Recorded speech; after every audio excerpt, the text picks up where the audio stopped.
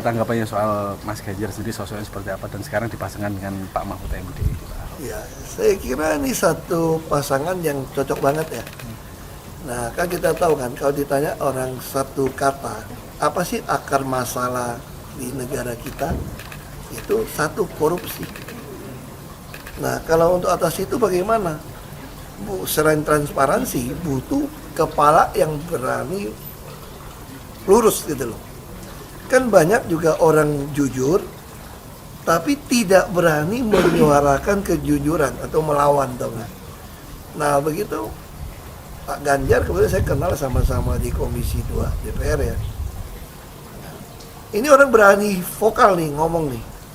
Nah ngomong enggak gitu loh. Nah ini berani. Misalnya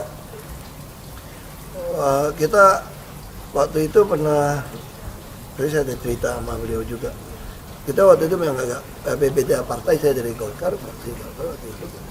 Mereka suka ledekin, ini baju kuning kok dalamnya merah nih, kok sama Pak Ganjar sama. Jadi kalau kita kan dia pimpinan kan ya, kita ngomong apa kita suarakannya sama, gitu loh. Misal soal IKTP gitu kan, kita bisa suara yang sama, ngapain bikin IKTP gitu loh. Kalau bisa dengan bank apa segala macam gitu kan, nah kita bisa mirip lah bahasanya lah. Nah terus kita juga perjalanan dinas juga pernah bareng. Nah, dan beliau juga termasuk, saya bilang kita utang kepala nih. Waktu itu orang bilang nggak mungkin, partai teman partai waktu Komisi 2 nggak mungkin Ibu Mega kasih kamu dampingin Pak Jokowi jadi wakil. Nah cuma Pak Ganjar yang bilang, mau taruhan nggak lo? Saya jamin Ibu Mega pasti pilih lo katanya yang jadi damping Pak Jokowi. Kan bagi orang lain nggak mungkin karena minus kan. Nah tapi beliau, saya bilang ini ideologi. Beliau itu pegang teguh ideologi, punya keyakinan, ikut PD Perjuangan. Nah tambah Pak Mahfud nih, nggak ada orang yang ngomongin berani bukti terbalik, sita harta segala macam gitu kan. Nah saya yakin kalau pasangan dua ini digabung, kan kita sampaikan dari awal kan, akar masalah bangsa kita adalah korupsi. Kita harus perbaikan gaji apa segala macam. Nah, dengan pasangan yang berani memberantas korupsi, memperbaiki birokrasi, dengan memperbaiki juga istilahnya kompensasi dan benefit dan gaji lah ya. Itu, nah saya yakin kita akan bisa menuju Indonesia Emas 2045. Makanya saya bersyukur sekali Ibu Megawati yang memang bijak dari dulu, nggak hitung-hitungan primordial, nggak hitung-hitungan duit. Nah, kan sama tuh waktu calonkan saya dengan Pak Jokowi kan, saya masih ingat ada orang yang nyeletuk begini, nggak salah tuh nyalonin dua orang yang sama-sama kere miskin gitu loh, nggak salah tuh. Ini kan Jokowi Ahok udah orang daerah sama-sama kere miskin kok dicalonin. Nah sekarang mungkin orang kan berpikir nggak salah tuh Ganjar Mahfud sama-sama kere tanda kutip ya, arti itu mau butuh berapa duit, uang saksi aja nggak bisa punya kan.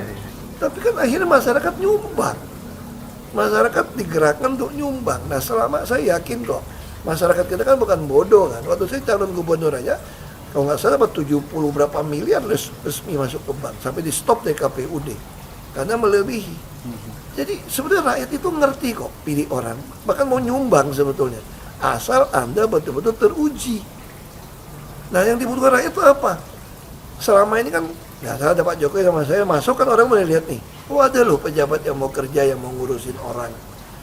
Nah sekarang rakyat butuh, ada nggak pejabat yang berani sikat koruptor, perbaikin sistem. Dan itu teruji kan, berani pecat orang yang main. Pak Ganjar lakukan kepada dia berani dipecat, nggak ada urusan.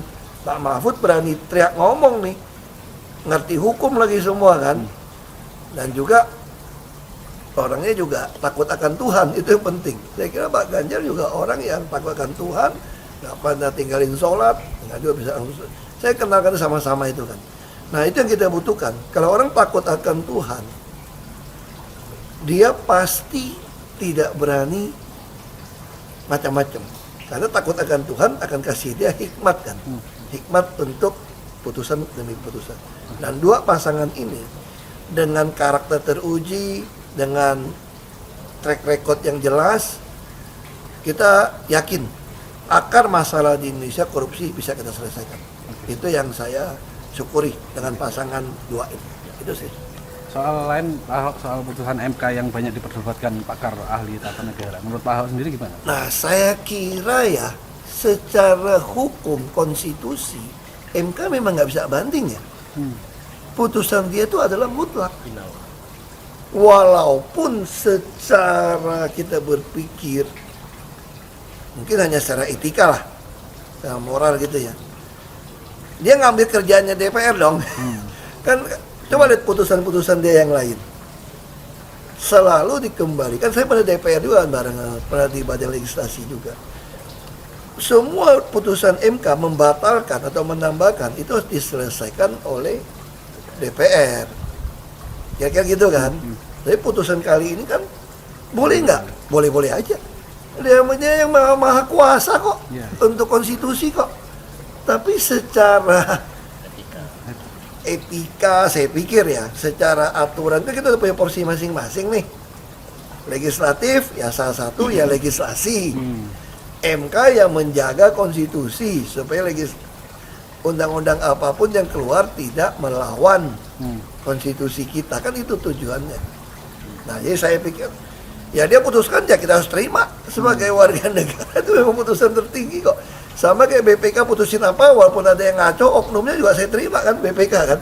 Karena dia memang yang maha tinggi, nggak bisa digugat, gugat juga ke dia. Apa yang mau digugat?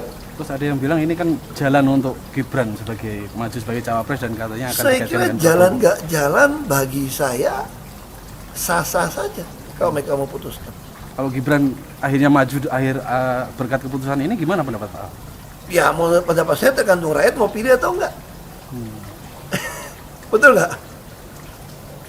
Nah, yang pasti kalau buat saya dibandingkan misalnya Pak Gibran jadi maju gitu, Mas Gibran gitu ya. Ya saya pilih Ganjar sama Mahfud lah, karena lebih teruji kan. Anda jadi wali kota baru 2 tahun 3 tahun kan belum teruji juga. Ini bicara nyali nih, saya bilang nih, karena korupsi kan udah jadi akar semua masalah. Nah, mungkin Anda jujur. Anda boleh jadi orang jujur. Yang kita butuhkan sekarang ini jujur dan berani. Kalau cuma jujur nggak berani nggak ada guna. Berani nggak jujur lebih celaka juga. Berani nyolong lebih celaka. Tapi kan jujur, saya yakin. Tapi Anda berani nggak? Dan Mas Gibran belum terlalu berpengalaman menghadapi berbagai macam. Nah, jadi kalau Ibu Mega selalu ngomong begini, kalau saya ketemu ngomong, kenapa beliau bisa pilih Ganjar? Kenapa bisa pilih saya maju ke DKI? Tapi Pak Mahfud, beliau selalu katakan, ini urus negara loh, mau jadi presiden loh. Kalau Anda belum lengkap, belum pernah di legislatif, belum nasional ya maksudnya DPR, kan DPR kan belum ngerti nih, pemerintahan seperti apa. Anda belum pernah di eksekutif, yang tingkat provinsi, Anda nggak ngerti jadi presiden nanti.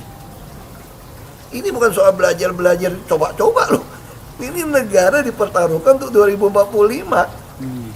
Kita kan mau mencapai 100 tahun ini mau jadi apa? Kalau coba-coba, ini negara sebentar lagi 300 juta penduduk kita. Mana boleh kita kasih orang coba-coba. Saya tidak meremehkan anak muda ya. Anak muda bisa lebih kreatif gitu ya. Tapi bicara tata negara, harus mengerti konstitusi. Anda bukan hanya untuk berani untuk maju. Kalau cuma berani maju, banyak bisa kita pilih orang berani maju. Tapi yang lengkap dengan track record, ini kan butuh waktu pembuktian.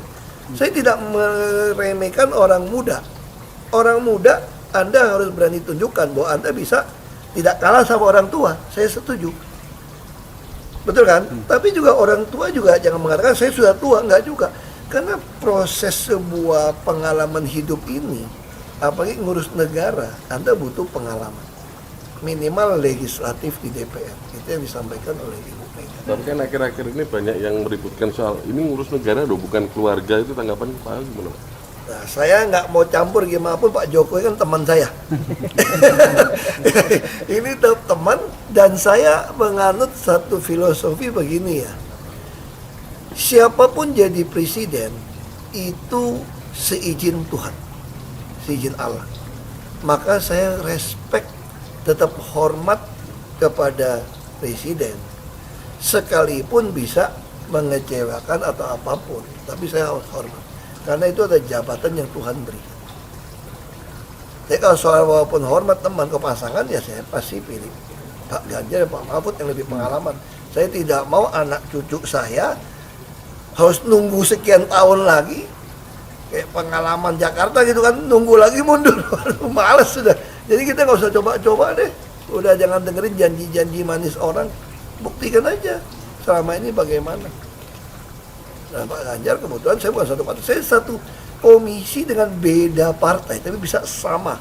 Artinya kan frekuensinya mirip lah ya. Baru bisa ketemu kan. Nah, kalau nggak kan nggak ketemu. Kalau kamu suka ngerokok, aku nggak, kan pasti susah mau teman kita kira-kira gitu kan.